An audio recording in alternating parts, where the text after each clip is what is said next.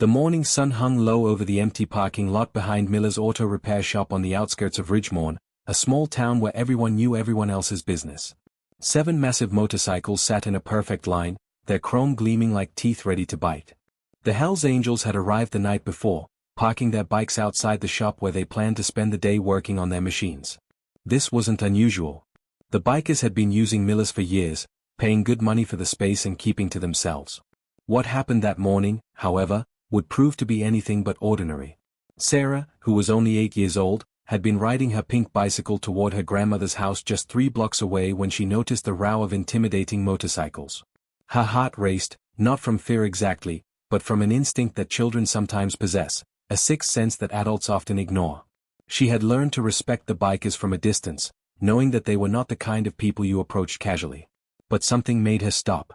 Something deep in her gut told her she needed to do something, even though she couldn't explain why. The little girl walked her bike closer to the parking lot, her small frame seeming impossibly fragile against the backdrop of the massive machines and the rough men who owned them. Inside the garage, she could hear voices and the sound of tools clanking against metal. The shop was full of activity, but no one seemed to notice the child standing outside. Sarah's hands were shaking as she gripped the handlebars of her bicycle. She knew what she wanted to do, but fear almost kept her rooted to the spot. Every inch of her body told her to turn around and leave, to forget whatever premonition had seized her mind. Yet she remained, watching the motorcycles with an intensity that seemed far too mature for such a young child. After several minutes of standing paralyzed by uncertainty, Sarah finally made her decision. She set her bicycle down carefully and approached the garage entrance. Her sneakers made soft sounds against the pavement as she walked. The voices grew louder as she got closer, and she could now make out individual words and laughter. She took a deep breath and stepped into the garage. The sudden shift from bright sunlight to the dim interior made her squint. Her eyes adjusted slowly, and she saw them, 7 large men, their leather jackets decorated with patches and symbols, standing around the motorcycles. One of them noticed her first. His name was Marcus, and he was the leader of this particular group of Hells Angels. He was an imposing figure with a scarred face and cold eyes that had witnessed things most people could never imagine. When he saw Sarah standing there, alone and small, his expression shifted from surprise to something closer to concern. The other men stopped what they were doing and turned to look at her as well. The garage fell silent except for the distant sound of traffic outside. Sarah stood perfectly still, gathering every ounce of courage she possessed. Her voice was small, barely above a whisper, but the words she spoke would stay with every single one of them forever. "Don't start your bikes," she said, her young eyes moving from face to face. "Please. Not right now. Don't start them." Marcus took a step toward her, his boots heavy against the concrete floor. "Kid," he said, his voice rough but not unkind, "what are you talking about? Why can't we start our bikes?" Sarah opened her mouth to answer, but the truth was, she didn't know exactly why she felt so compelled to warn them. All she knew was that something was terribly wrong, something she couldn't see but could feel with every fiber of her being. The men exchanged confused glances, unsure whether to dismiss the girl as a strange child seeking attention or to take her warning seriously. But there was something in her eyes, an earnestness and urgency that seemed far too real to ignore completely. Marcus knelt down to Sarah's level, his weathered face coming closer to hers. His voice, when he spoke, was surprisingly gentle for a man who had spent most of his life living outside the rules of normal society. "Honey, I'm going to need you to tell me why you don't want us to start the bikes. Where did this idea come from?" Sarah struggled to find the words. How could she explain something she didn't fully understand herself? She had woken up that morning with a terrible feeling in her chest, a heaviness that seemed to grow with every passing hour. She hadn't mentioned it to her parents because she knew they would dismiss it as a childish worry. But when she saw the motorcycles, everything became clear to her in a way that logic couldn't explain. "I don't know," she finally answered, her voice trembling slightly. "I just know something bad will happen. I can feel it. Please, you have to believe me." The desperation in her voice seemed to affect the tough biker. He stood up slowly, his mind clearly working through the situation. One of the other men, a heavy-set biker named Duke, laughed loudly and made a dismissive gesture. "Come on, Marcus, it's just some kid. We've got work to do. These bikes aren't going to fix themselves." But Marcus held up his hand, silencing the other man. There was something about the girl's conviction that gave him pause. In his many years living on the edge of danger, he had learned to trust his instincts. And his instincts were telling him that this child was experiencing something genuine. "How old are you?" Marcus asked Sarah. "And what's your name?" Sarah answered that her name was Sarah Miller, and that she was 8 years old. She explained that her grandfather had owned the repair shop before her father took it over, though her father had recently sold it to the current owner. She came here sometimes when her grandmother picked her up from school nearby. Marcus listened carefully to every word, filing away the information. He asked her if she had ever experienced feelings like this before, and Sarah nodded slowly. She explained that sometimes she just knew things before they happened. Her parents had always called her intuitive, and her grandmother had sometimes looked at her with an expression that suggested she knew something special about the girl. The minutes ticked by, and the other bikers grew increasingly restless.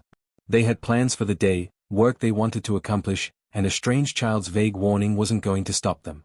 Duke made another comment about wasting time, and even Marcus seemed to be wavering in his conviction. But then something happened that would shift everything. Sarah suddenly grabbed Marcus's arm with surprising strength for such a small child. "Please," she begged, "just wait. Just wait a little bit longer. I don't know exactly what's going to happen, but I know that if you start those bikes right now, something terrible will occur. I can feel it getting closer." Her grip was firm, almost desperate, and the panic in her eyes was absolutely real. Something in that moment changed Marcus's mind completely. Perhaps it was the sheer force of her conviction, or perhaps it was the mysterious intuition that he himself had relied on many times throughout his dangerous life. He made a decision that would seem foolish to anyone who didn't know him, and he issued an order to the other men. They were not to start the bikes. They would wait. He didn't give them a full explanation, just told them that they would give the kid an hour. If nothing happened in that hour, they would proceed as planned. Some of the men grumbled and complained, but they respected Marcus enough to follow his lead without question. So they all waited, watching the motorcycles sitting silently in the parking lot, waiting for a sign that Sarah's mysterious warning had been justified. 53 minutes into their strange vigil, the sound of sirens echoed through the quiet town. At first, they were distant, but they grew progressively louder and closer. Police cars and fire trucks came racing down the main road, turning sharply onto the side street that led past Miller's auto repair shop. The bikers and Sarah rushed outside to see what was happening. Their eyes went wide as they saw the chaos unfolding. A gas truck had overturned about a quarter-mile away, spilling its dangerous cargo across the road and into the surrounding area. The authorities were evacuating nearby buildings, and hazmat teams were being called to the scene. But that wasn't the most shocking part. A police officer approached them urgently, his face pale and serious. He explained that they were asking everyone in the area to not start any vehicles, not create any sparks, and not make any sudden movements that could generate heat or friction. The gas leak was creating an extremely dangerous situation, and any ignition source could trigger a catastrophic explosion. The explosion, if it had occurred, would have affected a radius of several blocks, and Miller's auto repair shop was directly in the danger zone. If the Hells Angels had started their motorcycles as planned, the spark from even one bike could have been the catalyst for a disaster that would have killed not only all 7 men but also potentially harmed many others in the surrounding area. Marcus looked down at Sarah with an expression of profound amazement and something close to reverence. He knelt down to her level once again, but this time his actions were slower, more deliberate, filled with a kind of shock and gratitude that seemed almost overwhelming. "You saved our lives," he said simply. "You saved all of our lives. How did you know?" Sarah herself seemed stunned by the revelation. She hadn't known specifically what was going to happen. She had only known that something dangerous was coming, that her instinct was screaming at her to prevent these men from starting their motorcycles. Now, the weight of that knowledge settled upon her small shoulders. If she hadn't listened to that inner voice, if she had dismissed it as childish nonsense and gone about her day, these 7 men would almost certainly be dead. The other bikers stood in shocked silence, grappling with the reality of how close they had come to death. Duke, who had been so dismissive of Sarah's warning, approached her with tears in his eyes. He thanked her, his voice rough with emotion. One by one, each of the 7 bikers came to express their gratitude to the little girl who had saved them. Some of them wept openly. They had all done things in their lives that they weren't proud of, had lived on the margins of society, had made choices that they couldn't take back. Many of them had assumed that they might not have long to live anyway, that the lifestyle they had chosen would eventually catch up with them. But today, at this moment, they had been given a second chance, an unexpected reprieve from fate, and they knew it had been because of this remarkable child. As the authorities worked to contain the gas leak and ensure the safety of the surrounding area, news crews began to arrive. It didn't take long for reporters to piece together the story of what had happened. They discovered that a child had warned a group of bikers not to start their vehicles, and that warning had inadvertently protected them from a catastrophic explosion. The story began to spread, first through the local news outlets, then through regional channels, and eventually across social media platforms. People were fascinated by the inexplicable nature of Sarah's premonition. How had she known? What had caused her to have such a specific and accurate sense of impending danger? In the days following the incident, Sarah became something of a local celebrity. News reporters camped outside her school, her home, and anywhere else she was likely to appear. Her parents, overwhelmed by the sudden attention, tried to protect their daughter's privacy while also grappling with the reality of what had occurred. Scientists and psychologists became interested in Sarah's case, offering various theories about her remarkable intuition. Some suggested that she possessed an unusual level of empathy combined with heightened sensory perception. Others proposed that she might have subconsciously picked up on environmental clues that her conscious mind hadn't yet processed. There were even some who suggested more paranormal explanations, though these were generally dismissed by mainstream experts. Marcus and the other bikers, however, had their own perspective on what had happened. They didn't care about the scientific theories or the logical explanations that experts tried to provide. They knew that they had been saved by something extraordinary, something that transcended normal human understanding. They began referring to Sarah as an angel, someone who had been sent to protect them for reasons that they might never fully comprehend. The incident had changed them in profound ways. Several of the men claimed that it had made them reassess their life choices. Duke, the man who had been so dismissive of Sarah's warning, actually turned his life around completely. He left the motorcycle club, enrolled in community college, and began working toward a legitimate career. He credited Sarah with saving not just his life but his soul. The media frenzy eventually died down, as all news cycles eventually do. The gas truck incident was thoroughly investigated, and the company responsible faced significant penalties. The driver of the truck, a man named Robert Chen, granted an interview in which he expressed his gratitude that no one had been killed in the disaster. He explained that his truck had experienced mechanical failure, causing the tank to rupture. If the Hells Angels had started their motorcycles and caused an explosion, Robert had said, he would have carried that guilt for the rest of his life. The universe, he suggested, had worked through Sarah to prevent an unthinkable tragedy. Sarah herself struggled with the sudden notoriety. She was only 8 years old, and she had never wanted to be famous. She missed her normal life, the simple pleasures of school and playing with friends without cameras following her everywhere. Her teachers at school tried to treat her normally, but there was an undeniable shift in how her peers viewed her. Some children saw her as special and wanted to be near her. Others seemed almost afraid of her, as if her mysterious power might somehow affect them in ways they didn't understand. Sarah's parents consulted with child psychologists about how best to help their daughter navigate this strange new reality. But there was something else that troubled Sarah, something that she didn't mention to the reporters or even to her parents at first. The feeling that had driven her to the auto repair shop that morning didn't disappear after the incident was resolved. If anything, it grew stronger. She began having more and more moments where she just knew things, where information seemed to come to her without any logical explanation. Sometimes she would tell her mother not to drive a particular route to work, and later her mother would learn that there had been a terrible accident on that very road minutes after the time she would have been traveling it. Other times, she would have a strong sense that something good was going to happen, and invariably it would. Her parents took her to see various experts, but none of them could provide a definitive answer about the source or nature of Sarah's abilities. As months passed, Sarah came to accept her unusual gift. She realized that she couldn't control when these intuitive moments would strike, but she could choose how to respond to them. She began keeping a journal, documenting the feelings she experienced and the outcomes that followed. Her parents encouraged her to use her abilities carefully and ethically, always thinking about how her actions might affect others. Sarah took this responsibility seriously. She was still a child, still learning about the world and her place in it, but she understood that her gift came with a duty to use it wisely. Marcus and the other Hells Angels kept in touch with Sarah and her family.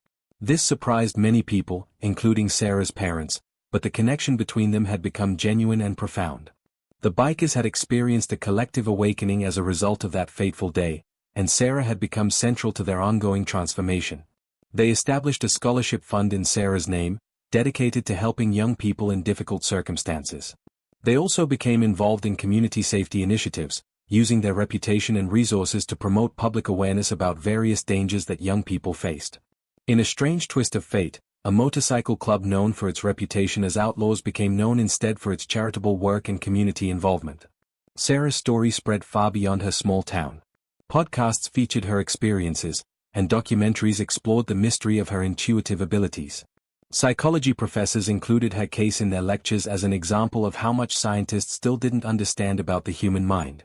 Some people dismissed her abilities as coincidence or lucky guesses, but others were convinced that they had witnessed something genuinely supernatural. Sarah herself remained humble about her gift, never claiming to fully understand it herself. In interviews, she would often say that she just listened to her instincts and tried to help when she could. As Sarah grew older, she began to realize that her gift was evolving. She could sense not just immediate dangers but also larger patterns and trends. She began to have visions about positive changes that could be made in her community. She graduated from high school with honors and chose to study psychology and neuroscience in college, hoping that advanced scientific knowledge might help her understand her own remarkable abilities. She became determined to bridge the gap between scientific explanation and the inexplicable, to help the world understand that there were more things in the realm of human experience than conventional science had yet accounted for. The Hells Angels, now reformed and redirected toward positive causes, remained one of her strongest support systems. They had gone from being perceived as dangerous outlaws to being recognized as men who had been given a second chance and had used it wisely. They credited Sarah entirely with their transformation, and they made it their mission to share her story and its lessons with others. The incident that had begun with a mysterious warning from an 8-year-old girl had rippled outward in ways that none of them could have predicted, touching countless lives and inspiring people to pay attention to their inner voice. Years later, when journalists asked Sarah what she thought her gift meant, she would smile gently and say that she believed we all possessed intuition, that inner voice that guides us toward safety and toward our purpose. She believed that most people simply didn't listen closely enough to hear it. The difference was that she had always listened, and that one act of listening had saved 7 lives and set in motion a chain of events that had brought positive change to her entire community. What had begun with one simple warning had become a testament to the power of trusting your instincts and the remarkable difference that one brave child could make in the world. Her story would continue to inspire people for generations to come, a reminder that sometimes the most important messages come from the most unexpected sources, and that real miracles often come wrapped in the ordinary moments of everyday life.